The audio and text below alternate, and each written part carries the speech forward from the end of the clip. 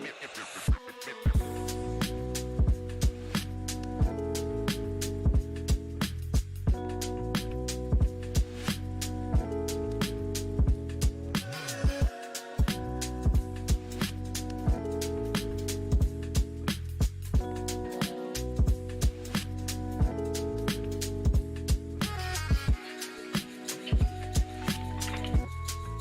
my shot for the kickback.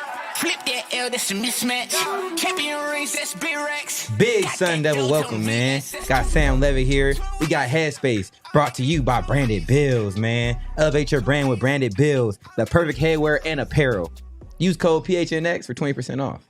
Go tap in, man. Get you a hat.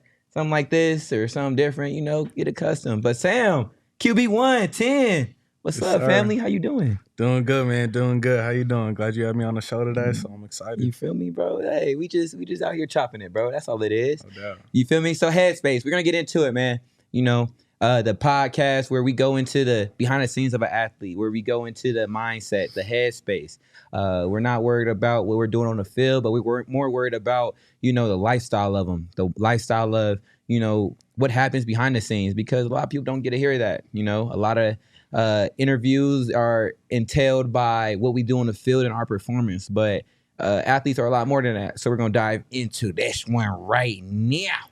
Let's get to it. So Sam, family, man, you got a big family that's been around football for a really long time, bro. So let's talk to me about it. Like, talk to me about your brother, talk to me about your pops, tell me about their journey, tell me about, you know, how they help you to make you tick, you know? Yeah, so I'll start off with my dad. You know, he played football growing up. He had a pretty crazy story. Thought he wasn't going to play ball and was just going to work on the farm. And his senior year of high school, got invited to the Senior Bowl game. And then, you know, that eventually led to him playing JUCO ball up at Walla Walla, Washington. And then he ended up going after that, played well, went on a mission, and then got invited to play at BYU. So he went there, and they had a pretty successful time. They ranked third in the nation, beat Miami. Fire. So it was a good season for him. He ended up breaking his neck, which is crazy. So he couldn't, you know, continue his journey. But, you know, he passed that along to my brother. And, you know, I'd say for me, watching that growing up, he's the biggest inspiration because, you know, I just saw the work that he put in, and, you know, every single thing that he did to get to the level he was at, you know, being counted out all the time. You know, and just being the man that he has become, and, you know, taught me everything that I know, and, you know, not only my work ethic, but on the field stuff too, being a better person, everything like that. So, you know, everything that I have is because of them. And so I just, that's a testament to, you know, them as individuals and how I was brought up. So, you know, all love for them. For sure. I mean, that's big time. I mean, when you go into, you know, the family of athletes, you can find a lot, man. I mean, you got guys who have had, you know, family members that played ball, family members who just coached their whole lives, or family members who've never even, you know, thought of sport in their life. So, you know, when you got a guy like him, a guy that's a gym rat of sorts and loves to be in the film room, loves to, you know, be involved with the process, it makes sense. You know, like he said, his pops, he did it. His brother, he did it. So, you know, being able to see that and watch that is just an inspiration. So I got to ask you, favorite childhood memory that, you know, you got growing up, man? Like favorite like sports, you saying, or sports, or, you know, no, give me both. I want a sports memory, and then I want a just regular, you know, memory. Sports memory growing up. I mean, I wouldn't say it was when I was young, but probably my senior year of high school, just winning a state ship. You know, I transferred 3 times throughout high school just because, you know, we had some crazy stuff going on with COVID and all that. Went to Utah, played ball. Came back to my junior year of high school, same school I grew up in. And then some stuff happened there. Went to my senior year of school. And, you know, all the work that I put in and relationships I built, you know, all translated, and we were able to, you know, get the ring. So that was pretty special. And then just as a person, I mean, I'd say with my family, one of my favorite memories just going on the beach and doing a little fire at night out at Cannon Beach and at the West Coast in Oregon. So it was pretty fun always going out there with the fam. You know, I got a ton of memories with all my buddies, but I'll save that for another time. For sure. I mean, so look, being in Oregon, bro, growing up being in Oregon, like that's that. I was in Oregon for a year, so it was different. it was different. It was a whole change up for me. But living there, like, you know, you brought up campfires and stuff like that. Like, how much of a role do you think that played into who you are as a person now? Like, I mean, you know, I don't know. I'd say it's more so, you know, just my family and, you know, the friends that I was around, which, you know, they might be from all over and everything like that. So Oregon definitely plays a little bit of a role. And, you know, I'm always going to have a little West Coast swag to me and, you know, where I'm walking out and, you know, I'm a hooper naturally. So got a little bit of that to me. But in general, you know, it's different people. When I went to Michigan, you know, it's different people out there. And when I come out here, it's different people. So, you know, definitely where you're from is going to have an identity on you as a person all the times. But, you know, I couldn't really say there's one thing that Oregon gives me that nowhere else gives me. But for sure. Little do y'all know, man, he's a hooper. Like, he's a hooper at heart, man. Like, we going to show y'all his highlights one day. But, hey, he's a hooper for real. So, look, we going to go bounce off the hooper thing. Favorite hoop shoe. Talk to me. Favorite hoop shoe? Back in the day, I used to rock the Kyrie 2s. Oh. The little USA red, white, and blue. Okay. Yeah, that was my shoe. But, I mean, I always wear PGs now. PGs, got to. Yeah. Comfortable. Oh, yeah. Comfortable. Give you a little bounce. Yeah, you get a little spring to you. Come on. You feel me? Okay, boom. Spirit animal. Crazy. Spirit animal? Crazy. Get into it. Shoot. Spirit animal, I want to be something that flies. I say like a bald eagle or something. I don't know. Hey, man, y'all look up, y'all see a bald eagle with Sam, man. Yeah. Just so y'all know, man. All right, boom. So, all right, now back to the youth, man. We go into the youth. Shout out to y'all, man. Shout out to y'all watching this. You in high school, you in youth ball. Shout out to y'all, man. Hey, this for y'all. So, look, routine, man. How important is a routine from QB1? How important is one to have set in place and one that, you know, stays consistent? And then on top of that, what is your routine involve? Yeah, you know, just the importance of it. You know, I feel like if not, it's, you know, it's the best thing you can have because, you know, I never have to think what I'm gonna do in the day. You know, I always know I'm gonna go to practice. I'm gonna wake up, get ready for practice. You know, go over my notes from the day before. Go to practice. Whenever I get done, I'm gonna go watch film, eat, go stretch, and then go home, take a nap, come back to the facility. Watch some ball, talk to the coaching staff about, you know, everything I like and don't like and, you know, all the looks and all that. So I'm there probably from, you know, 6 or 7 till 9:30 every single night and then come home and, you know, then finish my stretching routine and finish taking care of my body and just getting ready for bed, doing my meditation at night. So, you know, I have that set in place every single day. So, you know, when it gets game day, I was talking to my buddy the other day and, you know, he was like, yo, when it's game day, I feel like I switch up, you know, my routine because I'm trying to get ready for the game and it makes him more nervous. And I was sitting there thinking, I do the same thing on game day that I do every single day. So, you know, it just feels like another day for me and that takes the nerves away, you know, because I got to do my stretching. I got to do my meditation. I got to do my film study, you know. So everything like that, it translates to the game and, you know, it just elevates you as a person, as a player. No, for sure. I mean, that's huge. I mean, for you young guys watching this, man, like routines are huge. They're super valuable. Like he said, you know, on game day it's a regular day.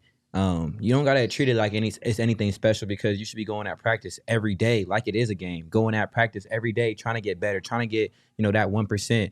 And you know, when it steps out to that Saturday night and all the lights are on and all the people are there, it's something that it just feels regular. So, you know, get that routine in place as early as possible. Let that be something that you carry all the way through college because it's going to help you out in the long run.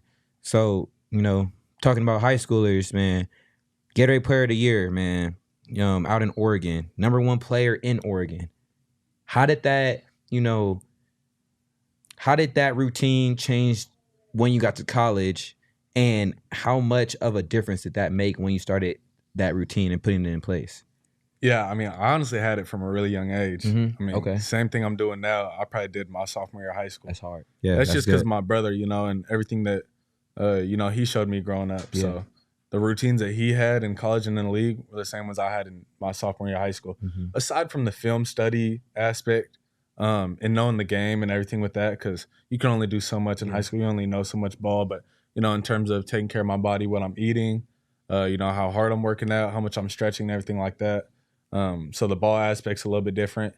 And coming to college, you know, that was a shocker.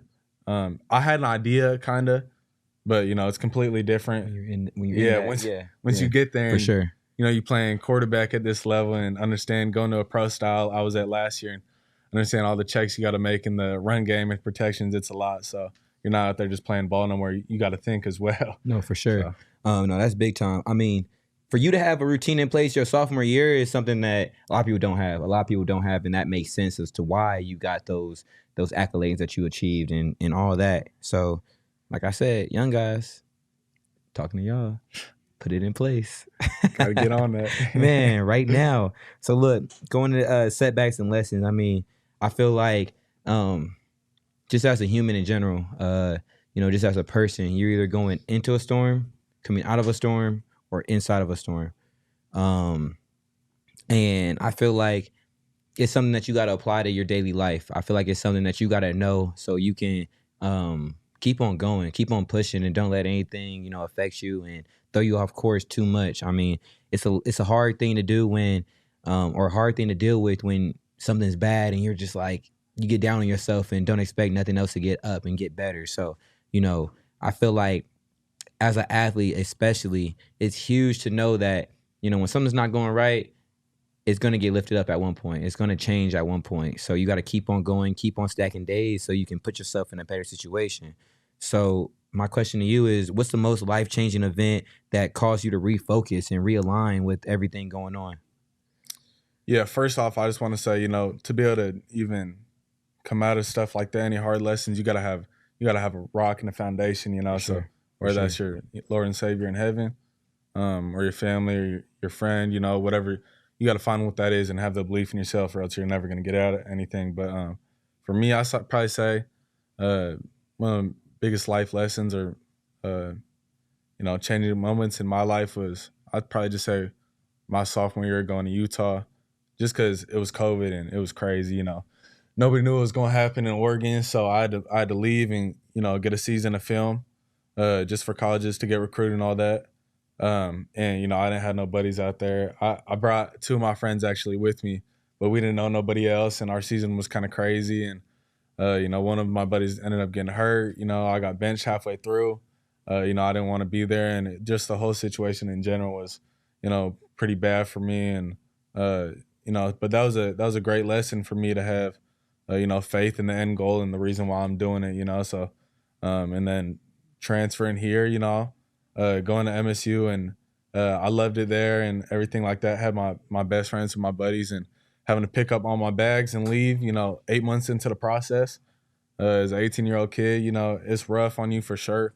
Coming here and, you know, having to restart, and, you know, you never want to make friends again, because then you feel like, you know, okay, I'll make a friend and then I'm just going to leave again. So, you know, having faith and just understanding what the end goal is, and just trusting and believing in yourself, because, you know, I wouldn't be here. There's no reason to do it if you don't believe in yourself in the first place. For sure. Nobody else going to believe in you if you don't. So, for sure. Yeah. I feel like, you know, just like as a person, like, it's hard for you to have a set amount of friends, go somewhere else, and then have to recreate. It's starting from ground zero, and doing that takes a lot out of you. It takes a lot out of a person, and it makes a person who they really are. It shows their true colors. I mean, you can either go and change up who you are and try to, you know, act like everybody else, or you can be yourself and let whoever accept you.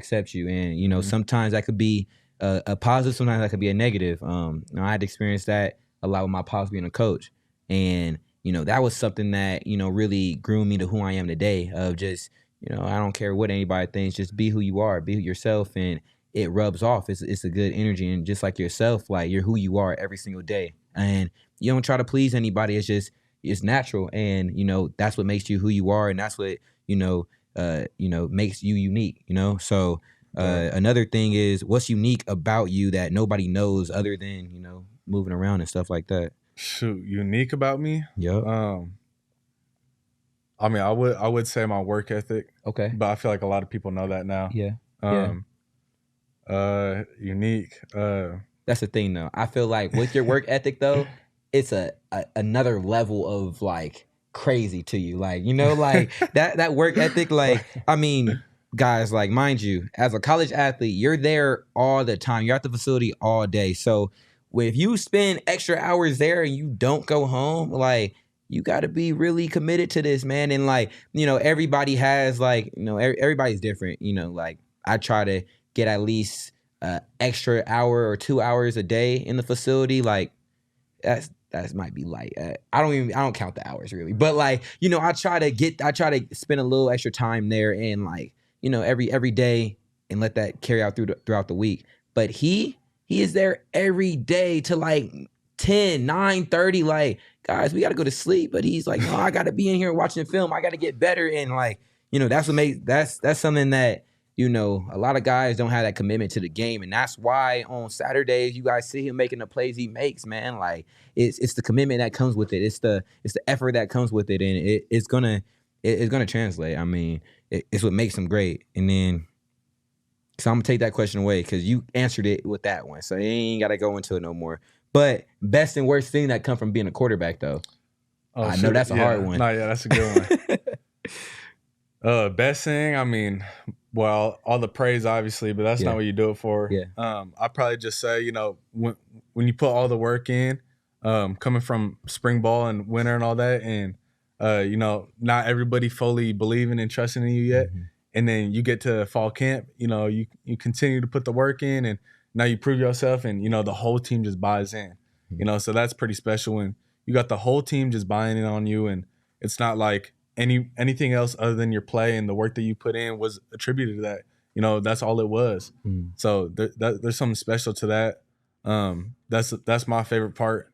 And the worst part, I'd say like, just it's kind of like the loneliness of doing so much of the extra hours, which is part of the love too. Yeah. You love doing all that stuff and staying at the facility and having those late nights and those early mornings and even throughout the day when people want to go just chill or something. You got to be doing more. Those suck some days because you like, man, boy, I just want to go home and chill, Yeah.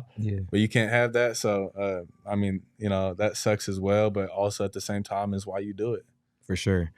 I mean, with all the hours spent, man, I know you got a vacation spot you can't wait to go to. Oh, yeah.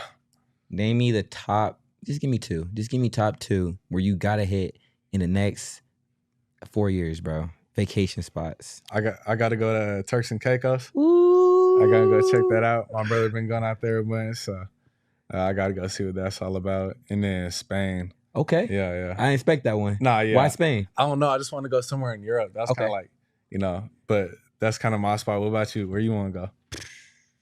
I ain't think of that. But probably if I had to go 2 places. My girl's talking about Catalina Islands. That's in Cali though, right? Bro, I don't know where that's at. Yeah, Cali, right? Yeah, okay. So yeah, that's nothing. But she was talking about she want to go there. So where she want to go, that's where I'm going. But another place, I've been hearing about Turks. Like everybody that I've seen at like my brother go to the league, I'm in Turks. Yeah, I'm like, bro, what's that so special over there? But I gotta try. I gotta see what it is. Come on. And then I'll give you one more. I haven't been to Miami in a long time, and I really want to go to get live that get a Lamborghini and or rent out a Lamborghini and be in a crazy little sky rise and just see everything going. Miami's a vibe and I don't know. I just feel like it would just be fun and go with my people. I like and stuff, that. you feel me? See what that lifestyle like. You feel me? Go and enjoy that for a weekend and be like, all right, back to work. No doubt. You feel me? I'm with that. All right, boom. So, why? Okay, MSU, out of high school, but we're going to talk about Michigan State. I know it's the ASU podcast, but we're going to talk about the past, man. It's okay. So, Michigan State, that was the landing spot for you out of high school. Like I said, number 1 player coming out of Oregon. You went to Utah, played over there. But, 4-star coming out? Yeah. 4-star, man, what made MSU the spot? What made MSU, where you want to be at?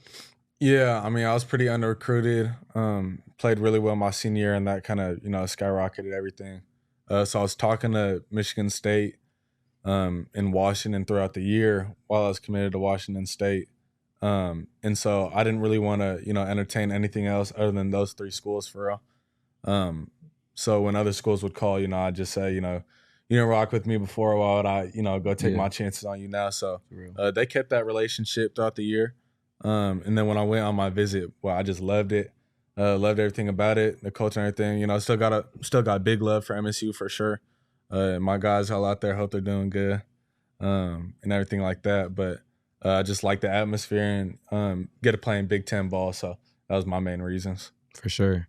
I feel like that doesn't go noticed enough. Like, I don't feel like that's talked about enough as athletes, of how much you really appreciate the guys that you went to war with at your other school. I mean, even though you're not there anymore, and even though you made another decision to go somewhere else, like, it usually has nothing to do with the guys that you went to war with and you spent every single day with. And I feel like that doesn't get noticed enough. I feel like you leave a school and everybody, it's like, we don't rock with you no more. We don't, like, no, like fans included. It's like, hey, like, it's to go take care of. But end of the day, like, I love my brothers over there. Like, that's always gonna be family.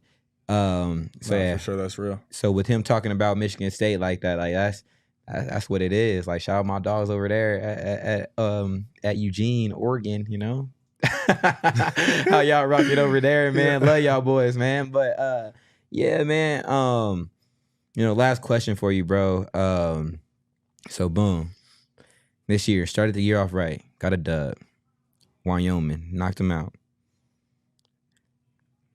Big opponent this week, SEC. ASU's never won against an SEC team before.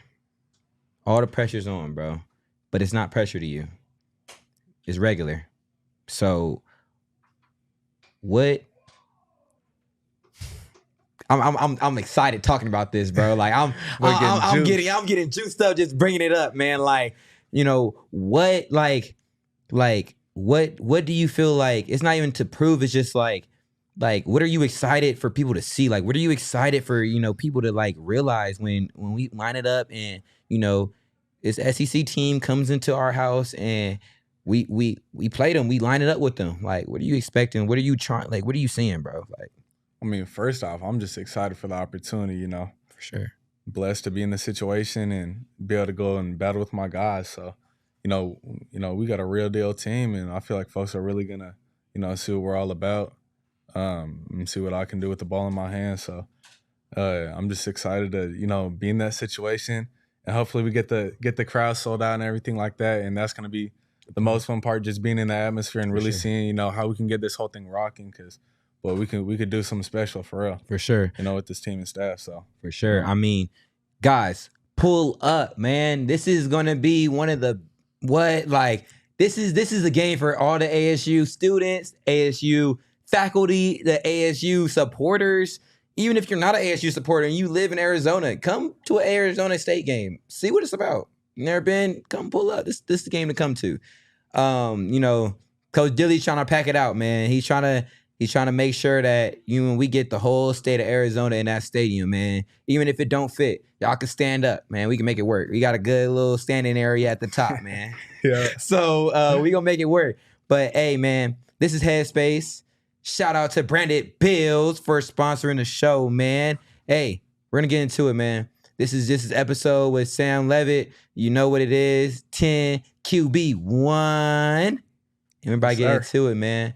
Catch y'all later. Forks up. Works out, baby. Yeah. We all silly like the mayor.